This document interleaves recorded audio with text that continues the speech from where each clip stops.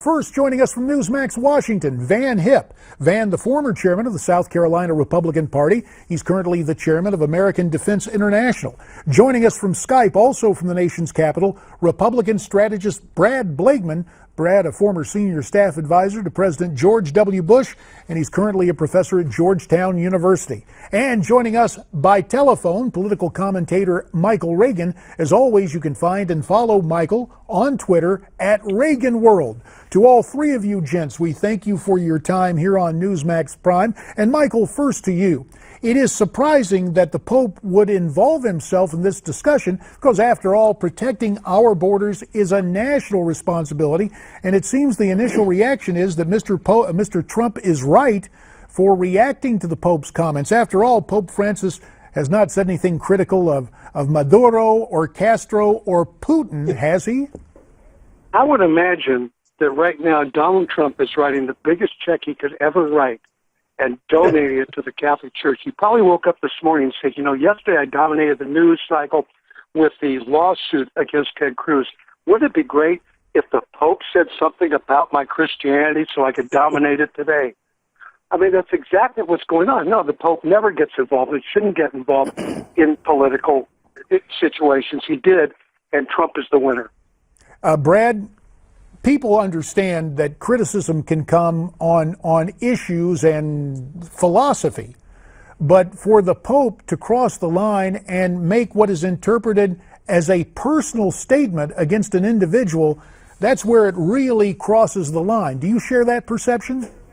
I sure do, and the Pope acknowledged that he wasn't speaking from fact. He said if these things occurred, he should have never weighed in on this. And look, border walls are great. I have one between my neighbor, and high fences make good neighbors. And guess what? The Vatican has a nice big wall too. So invoking Michael's father, I would say if you don't like border walls, Holy Father, then tear down your wall. Fair enough. Now to Van Hipp, because Van, you're our South Carolinian on the panel. 30 seconds. What impact will the Pope's comments today have in South Carolina? JD, I'm a Christian, and I believe as a father and a husband, the Lord wants me to protect my family. I think the people of South Carolina, the people of America, want a president, a commander-in-chief who will protect the American people. We're at war with radical Islam. We have Islamists coming across our border. The former FBI Director Robert Mueller has said as much. We need a commander-in-chief to keep America safe, and I think that's why Donald Trump has resonated so well with the people, is because he has been spot on about securing the border of this country. Fair enough. Gentlemen, we want you to stay right there, and we'd like to get your comments on this story. What do you think about the Pope versus the Donald? Send your comments to me at newsmaxtv.com/comments, and we'll continue with the panel after this.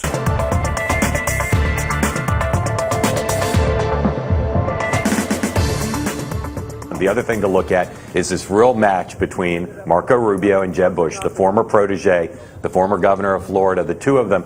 Before, I thought maybe they both could come out of South Carolina. Now, increasingly, even according to both camps, whoever's ahead here in South Carolina on Saturday is probably going to get to go on into the finals. Whoever's behind could get out of the race quite quickly. Political analyst Mark Halperin talking poll numbers and how the South Carolina primary will impact the overall Republican race. The latest polls, well, there's some disagreement.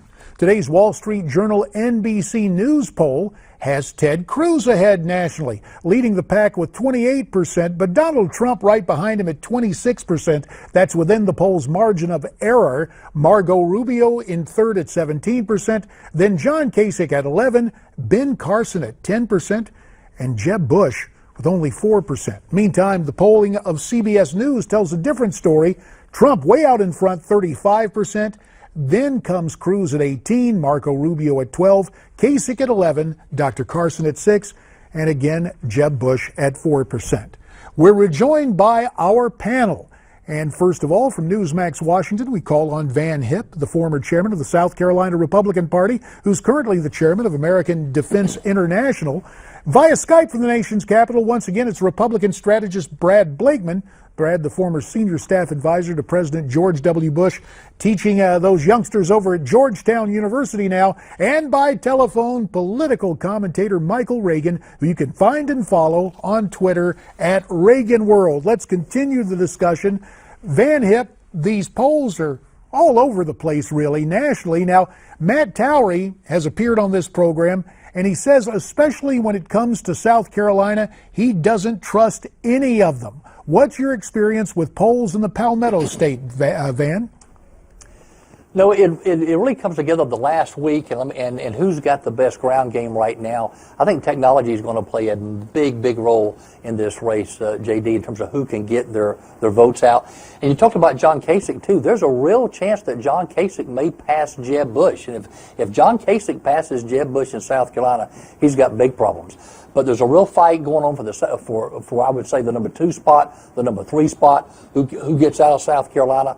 And with Nikki Haley now endorsing Rubio, I think that takes away some votes from Bush, but it puts pressure on Rubio to maybe come in second versus Cruz. So there's a lot of dynamics playing right now in South Carolina. Well, Brad, let's talk more about that. You told our parent website that you didn't trust any of those polls, and you also spoke about Governor Haley's endorsement of Marco Rubio. Now, we recall in 2012, the governor got behind Mitt Romney. It didn't work against Newt Gingrich that year. What do you think is going to happen? Well, I don't think Haley is looking for a win. I think she's trying to move Marco ahead of Cruz and, of course, of Jeb Bush. And if that's the case, then Marco gets to take on Donald Trump another day. Donald Trump is likely to win. The real contest is going to be coming in second and third. And then we'll be able to understand where this race is going, because right now, Trump is able to win with less than 40% of the vote. He's still a minority candidate. Michael, let me ask you about this. As you might expect, Donald Trump took exception to the Wall Street Journal NBC News poll, blaming Rupert Murdoch, the News Corp CEO, owner of the Wall Street Journal, for that poll showing Ted Cruz ahead. Will Donald's criticism of a biased media be sustained if all those other polls show a different story and the Wall Street Journal poll is in fact an outlier? Well, it probably is an outlier because all the other polls show him, 35, 36, 37, 38%. But again, he makes news by saying what he says about, Rupert Murdoch on this. But I agree with what's going to happen down there in the Palmetto State. The fact that the battle is for second and third. The battle isn't for first. It's a foregone conclusion, I think, by everybody in the race that, in fact, Donald Trump's going to win it. But who's going to be able to stay on until they get to like a Miami, till they get to Ohio, till they get to Super Tuesday in the first part of March. So the battle is for second and third. It's not for first. And speaking to that battle, I don't know if it comes down like this, Brad, but do we have a situation where with the closure of the number of candidates that whole outsider versus establishment distinction is gone? Or is it fair to say the race for second or third is really the establishment race here? I think it's the establishment race. If Trump is to come in first, which is going to happen, and Cruz comes in second and Marco third, and the rest really doesn't matter at that point. Let's see where the establishment, if they can hang on, but they're going to hang on by a thread until they can win a primary.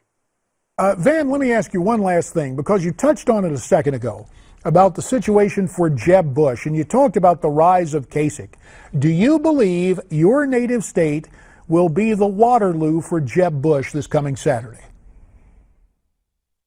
Yeah, his back's against the wall. There's no question. If you just read the body language, he was very disappointed when he did not get Nikki Haley's endorsement. But he's got Lindsey Graham. He's got a Medal of Honor recipient, General Livingston, some great people supporting him. He's going all out, and it just may well be. I mean, I think this could be his last stand. He has got to beat John Kasich. If John Kasich, and a lot of people, John Kasich did very well in that debate last Saturday, and a lot of people, JD, they didn't know John Kasich before, and I think Kasich's folks have got to be kicking themselves for not having more of a ground game or infrastructure in South Carolina to take advantage of the momentum that they got out of New Hampshire. Michael Reagan, an open primary in South Carolina. Is it possible that John Kasich could attract some non-Republicans to vote and to improve his standing? 20 seconds. I think the prayer by the establishment is that he absolutely does that. I think the establishment wants Marco Rubio or John Kasich because the fact they don't believe that Donald Trump is a conservative or a Republican. They know that nobody likes Ted Cruz, and so they're hoping that they get a couple of people in there that may ultimately win a general election who are likable. We will have to leave it there. Our thanks to you three gentlemen, and this reminder, you can join us for our in-depth coverage of the South Carolina primary. We'll be on the air at a special time Saturday night, 6:30 p.m., so join us right here on Newsmax TV.